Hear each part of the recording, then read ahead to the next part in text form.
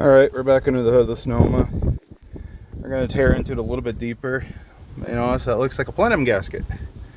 So plenum's fine. What the problem is I'm losing fuel pressure on startup. Once it's started, it's fine, but I lose it once it primes. And these things are notorious issues with the fuel pressure regulator that's like right here. So you got to take off the whole plenum to get to it. Another awesome GM design. Not really.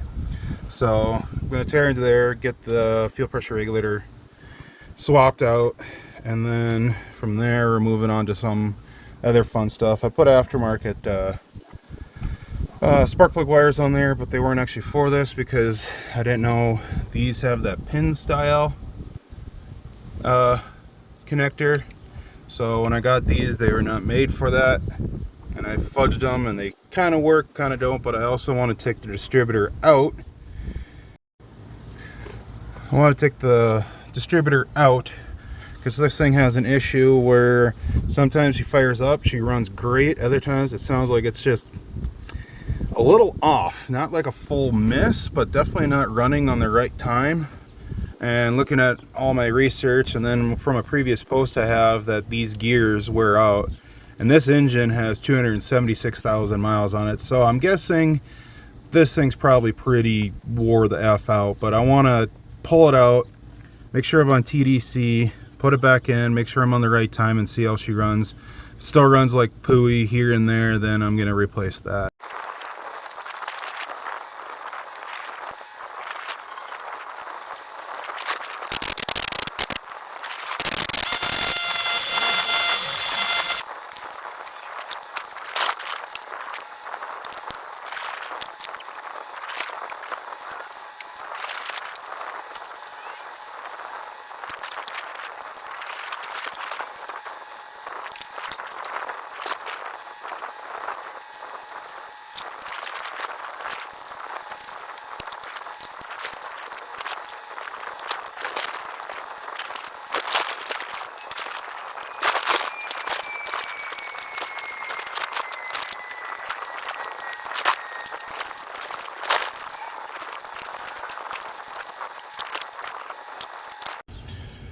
So I got all the bolts off, I hope. Hopefully got them all the way around.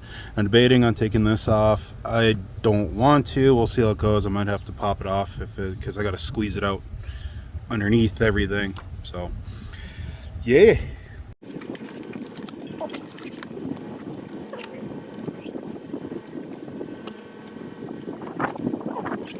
Update, I have to take that off because I forgot those studs go all the way down. So, gotta take it off.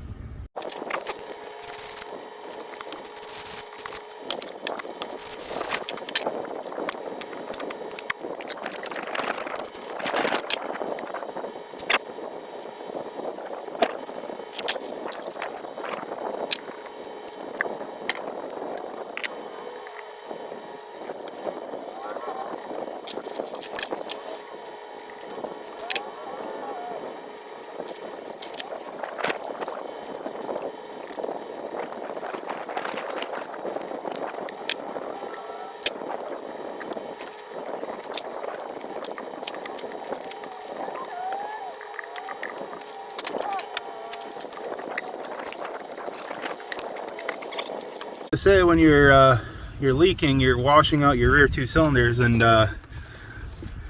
okay, there's 6 obviously. Woo! 3 and 5 are really washed out, especially 5. So yeah, I think we found our issue. So we'll pull off that guy right there. It's causing issues.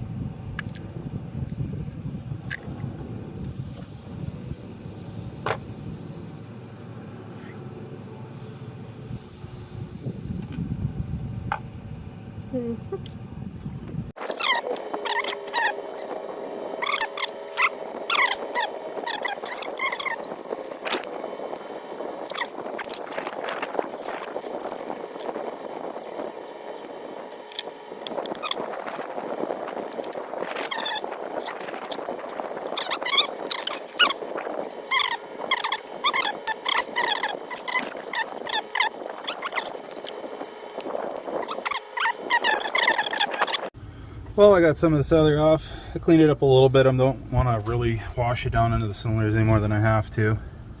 But you notice that I loosened that up, and that my oil fill cap is over here, set it back over here. And my geniusness, when I had them off before, when I was replacing all the seals and everything, I flipped them because I'm like, I hate being back here for my oil fill. I'd rather be right here. And in my infinite wisdom, I forgot that that air intake tube goes right over the top of this. So every time I need to check oil, put oil in, I gotta take my intake off. Well, for some odd reason the video stopped, but as you can see that the valve cover's off. They look pretty good, but I've been running some synthetic and seafoam cleaner in here as much as I can between oil changes, or add oil changes. I was looking real hard. That one's nice and clean and new because I had to replace that one. For some odd reason that fell off the rocker, and I was running on that way for a while. So yeah, everything looks good. I thought this was going to be the harder side because of the AC bracket here, but actually it's this side because of this heater hose and the oil fill in, the harness in, and everything else. So this is actually the harder side.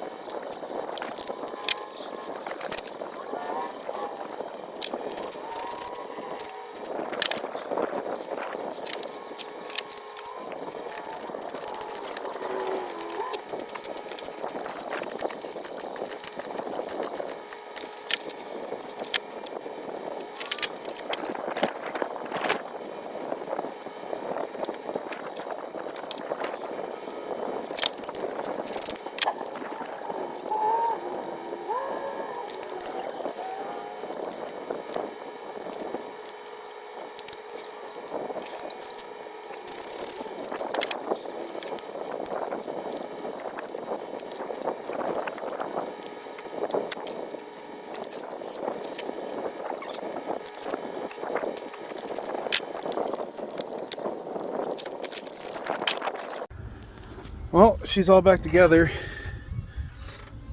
Got everything hooked back up, all plugged in, ready to go. Only thing I need to do now is plug wires. I'm not going to do the distributor right now because we're running low on time. I'm just going to pull a plug, see how it's looking, because it's been kind of an issue in the past, and then got new plug wires to throw on this thing. But yeah, that was a pretty simple job.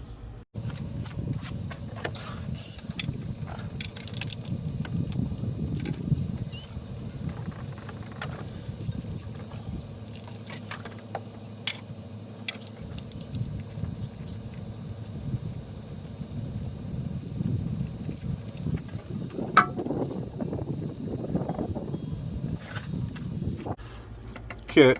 So I pulled the plugs again. It's been a bit. This looks really good right now because I did clean it, but it did look a lot better than it had previously. I did replace the cap and rotor, so that must be part of it. But this did look a lot better. I will address a few comments. Everybody's been giving me grief about being gapped too large. The problem is these need to be gapped in between the pins, and stock gap is 60 thou. So I'm trying to do this one-handed. I got a round wire gauge. 60 thou is right here.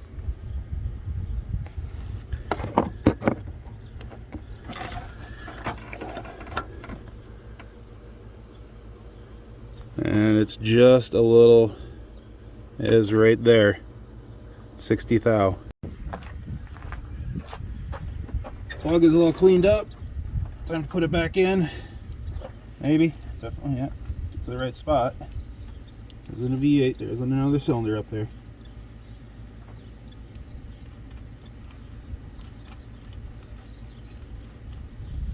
So hopefully with the new cap rotor and these new spark plugs that are actually meant for this, we don't have too many more issues.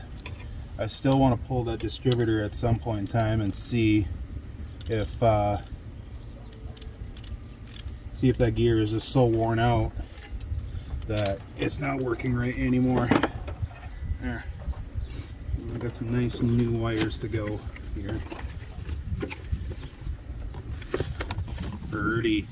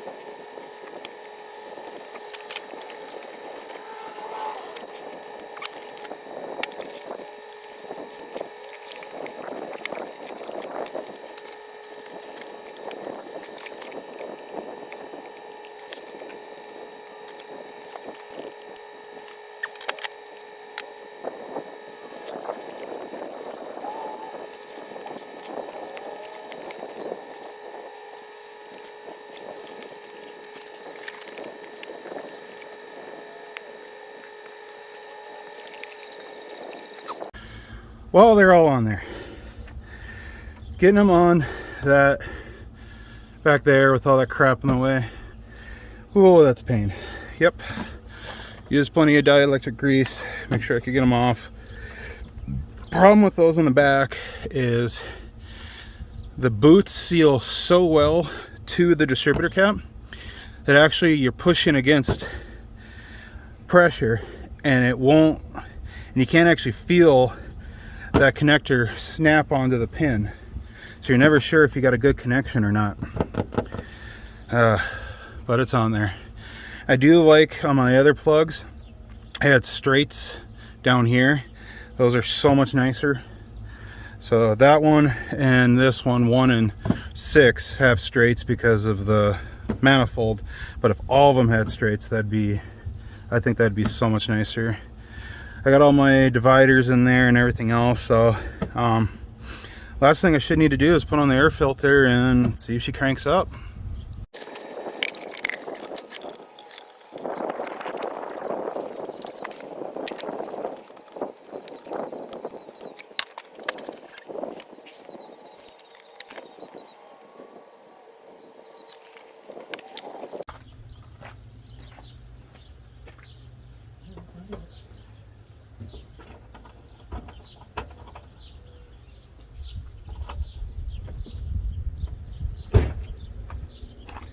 If you want to start a pickup, it helps to reconnect the negative on the battery.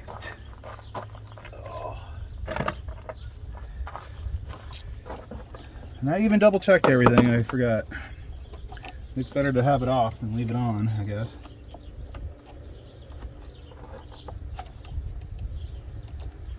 Check if we have fuel pressure. I have that gauge right there.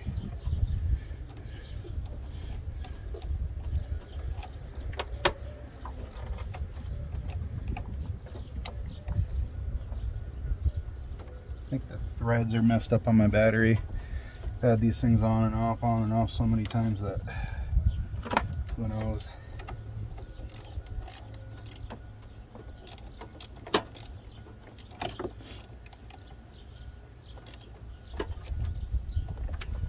Okay, start this again. Try this again.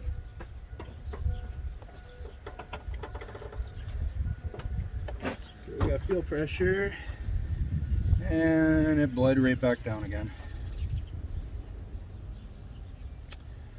Hopefully that there is a check valve in your fuel tank on the fuel pump. Problem is that's not cheap either to replace that.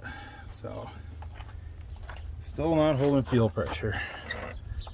Oh, it's not holding fuel pressure, but let's oh hey, that would have been a big vacuum leak. Oh, and this one too.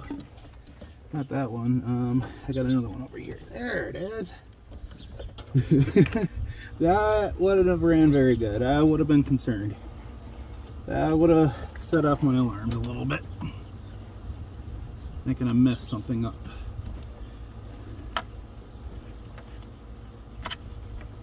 There we go. Okay. Now we're good.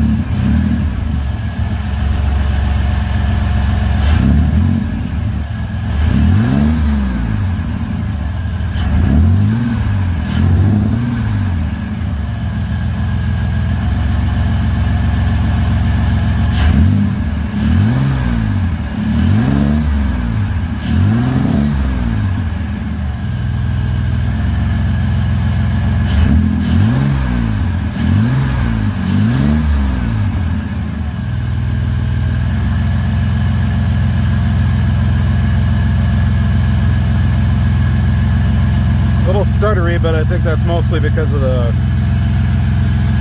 other crap I had in here. But she's idling nice and smooth.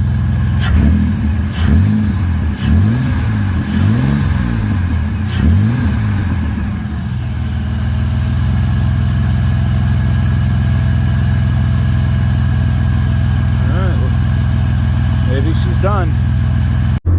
Well, right now she's running smooth and good. So far, no issues.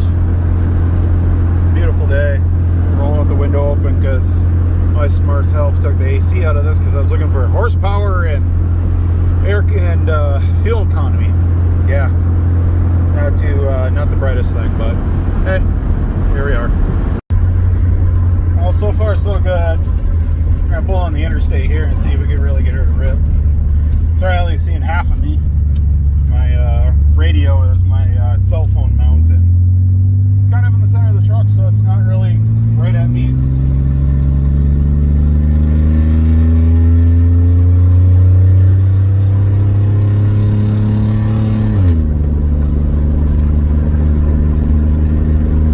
Definitely a lot smoother revving at 5,000 RPM.